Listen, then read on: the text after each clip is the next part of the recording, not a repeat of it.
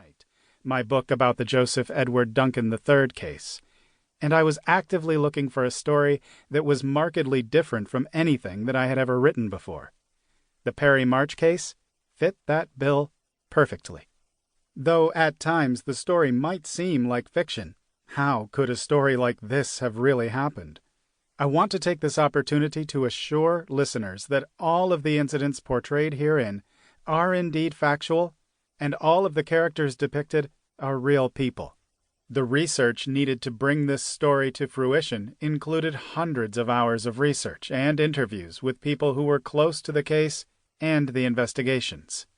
I have attempted to present the facts of the case as they are known, and as they have been presented to the public in various media formats, including newspapers, magazines, tabloids, television and radio news, and entertainment programs, as well as what happened in the courtroom at the various stages that this case has gone through. Some of the dialogue that appears herein is based on statements that were made in the various news media mentioned, as well as from my own interviews with certain individuals. The dialogue quoted from news sources includes, but is not limited to, the following: The Tennessean, The City Paper, Court TV, Nashville Scene, CBS News' 48 Hours, CNN, MSNBC, ABC News, The National Enquirer, and a host of other sources, including police documents, transcripts of taped conversations, and trial documents. I have made every possible effort to present the story as historically accurate as possible. Because of the story's complexity, I elected to tell it in more or less chronological order for the sake of clarity, and to enable the listener to relive it, if you will, in the order that it occurred. G.C.K. Part 1. Nashville. Chapter 1. The road to Nashville wealth, affluence, and fame is not an easy road to traverse, and is one that is often filled with broken deals, hardship, disappointment, and outright failure. Those who are able to scratch and claw their way out of the ranks of the masses to realize their dreams are few. To the average tourist, the social class divisions in Nashville are not readily apparent. Quite the contrary, however, to those who reside there and are trying to make it to the top of the ranks by attempting to break out of the mold of the common folk. It is one thing to make it in Nashville, quite another to make it only to be literally chased out of town, like the Native Americans of the Mississippian culture, there one day and gone the next.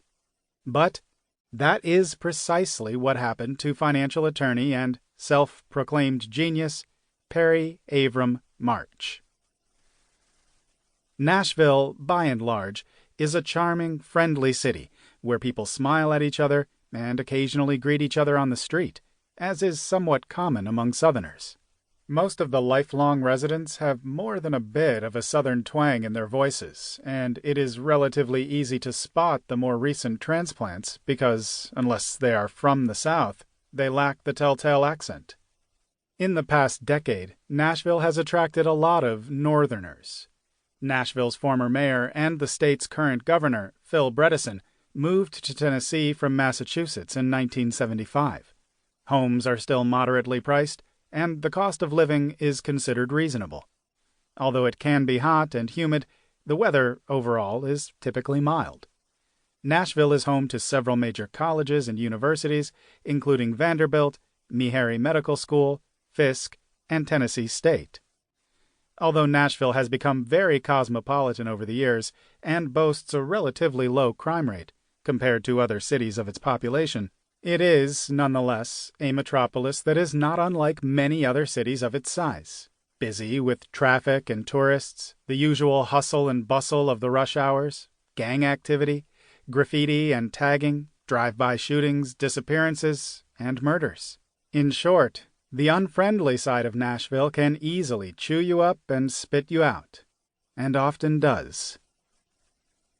As with most tourist-intensive cities, the darker side of Nashville is glossed over and nearly hidden by the neon lights of the many nightclubs, performance stages, bars, and restaurants. In the district, located in the downtown area along 2nd Avenue and the historic Broadway area,